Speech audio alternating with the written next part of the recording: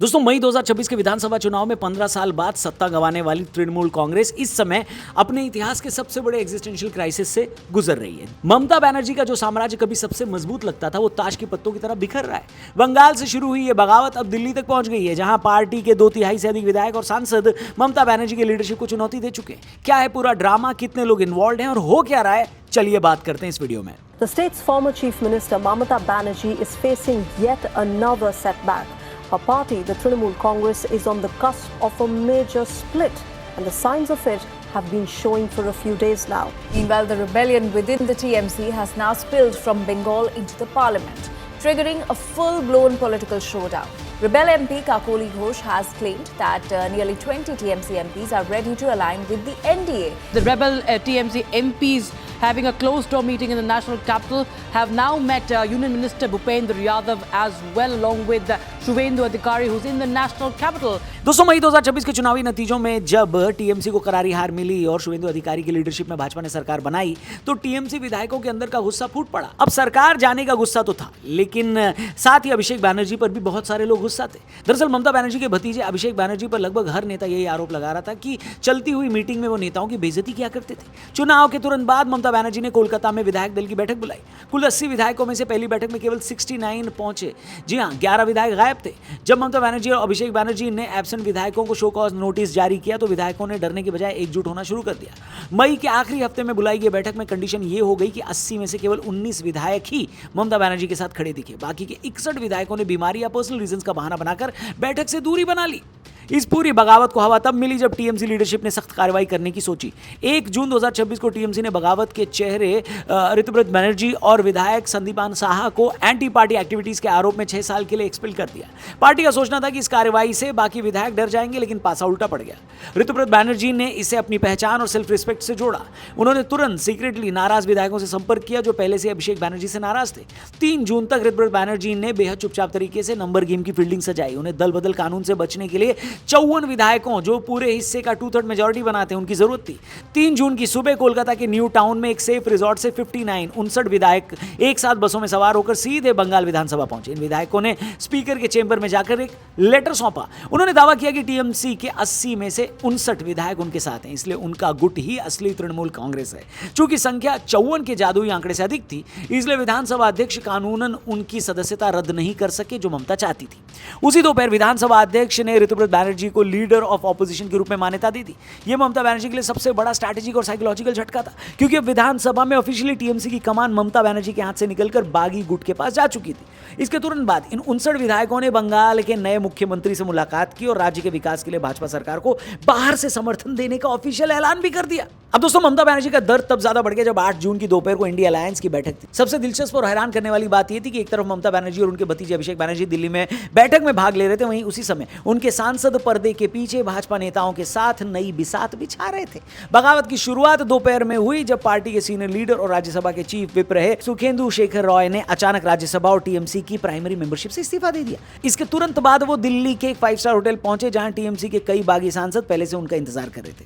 Hotel में strategy तय करने के बाद ये सभी सांसद सीधे सेंट्रल मिनिस्टर और भाजपा के बंगाल चुनाव प्रभारी भूपेंद्र यादव के दिल्ली में स्थित मोतीलाल नेहरू मार्ग पर बने सरकारी आवास पर पहुंचे। सांसदों के वहां पहुंचने के कुछ ही देर बाद पश्चिम बंगाल के नए मुख्यमंत्री शुभेंदु अधिकारी भी भूपेंद्र यादव के घर पहुंचे। इस बंद कमरे की बैठक में भाजपा के साथ जाने और केंद्र की एनडीए सरकार को सपोर्ट देने का पूरा खाका तैयार किया गया। इस बगावत की लीडरशिप लोकसभा सांसद काकोली घोष दस्तीदार कर रही थी। बैठक में और उसके बाद शताब्दी रॉय के घर हुई अगली बैठक में टीएमसी के लगभग 14 से 20 सांसदों के शामिल होने का दावा किया गया।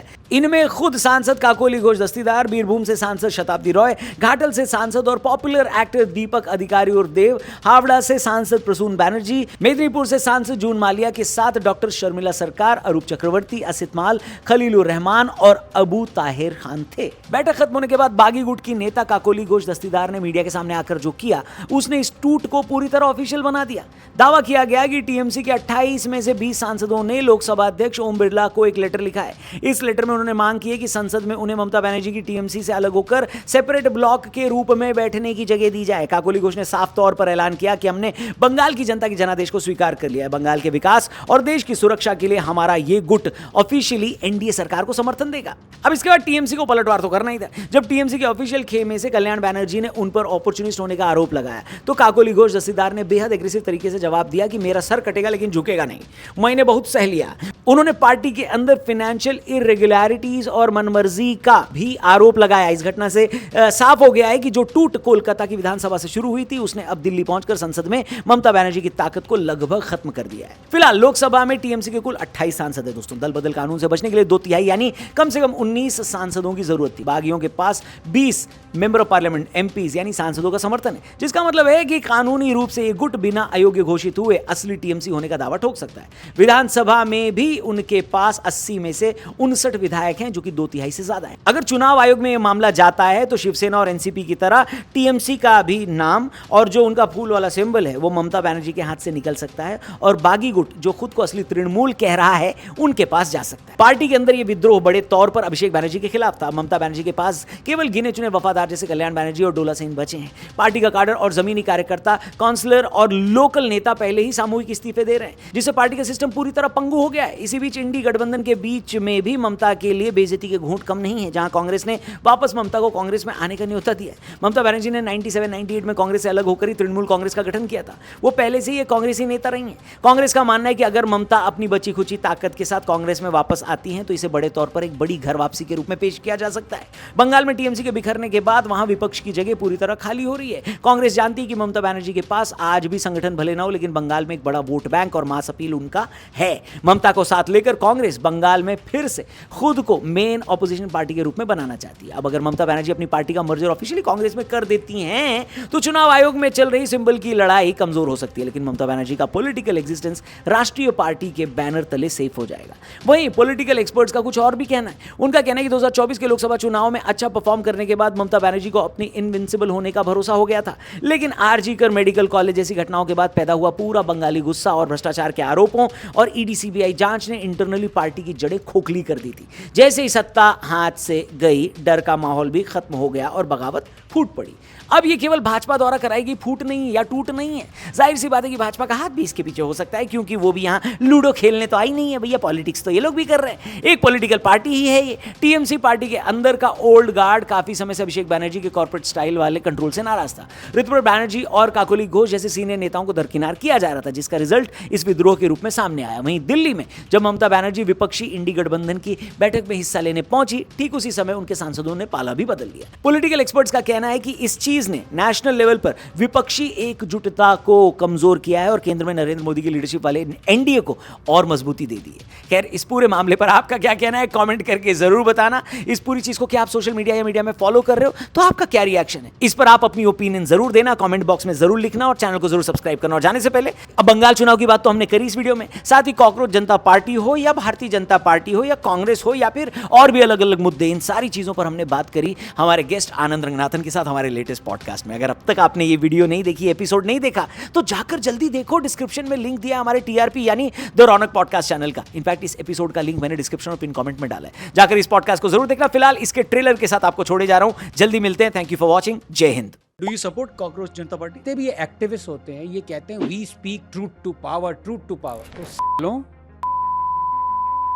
you don't speak truth to power because for you person in power is only Modi। जब ममता पावर में थी, जर्नलिस्ट को अरेस्ट कर रही थी, एक्टिविस्ट को जेल में डाल रही थी यूएपीए में, जब आम आदमी पार्टी केजरीवाल अरेस्ट कर रहा था SC/ST एक्ट में जिसने शीश महल एक्सपोज किया, महाराष्ट्र में महाविकास अघाड़ी थी, people were arrested, thrown in jail for 40 days for calling somebody penguin, तब वो पावर में नहीं थे। मैं बत्ती बना के डाल दूंगा ट्रूथ टू पावर तुम्हारी। नहीं भाई, आजकल ये सारी चीजें काट दिया करो, तुम तो बच जाते हो, गाली मुझे पड़ती है। तो एज एन इंस्टीट्यूशन आप आरएसएस को रिस्पेक्ट करते हो, मानते हो? एनॉर्मसली। ठीक है इस देश को अगर सही उस पे लाना है ना, पटरी पे, तो आरएसएस ही ला सकता है।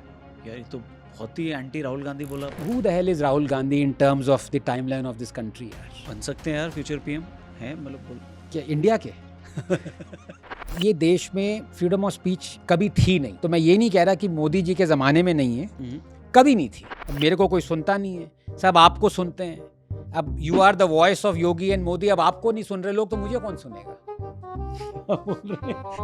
ज्यादा ही तूने बोल दिया भाई। कोई जयंती हो गई, महात्मा गांधी सॉरी मोहनदास करमचंद गांधी की जयंती हो गई, उस पे एक मिनट, महात्मा नहीं बोला आपने? उनका नाम बोला ना। अब मैं महात्मा रौनक तो नहीं बोलूंगा ना। तो मैं महात्मा हूँ नहीं ना। नहीं, तो वो महात्मा है? आंसर नहीं, हम तो बचपन से यही बोलते हैं। बचपन से तो आप बहुत चीजें बोलते आ रहे हैं। इसको काट देना यार, ये फंस जाएंगे शादीशुदा आदमी। एक आया है कि आनंद रंगनाथन बीजेपी को क्रिटिसाइज इसलिए करते हैं क्योंकि जो बीजेपी को ज्यादा क्रिटिसाइज करता है वो एंड में बीजेपी में चला जाता है। The best comment, honestly it is so true.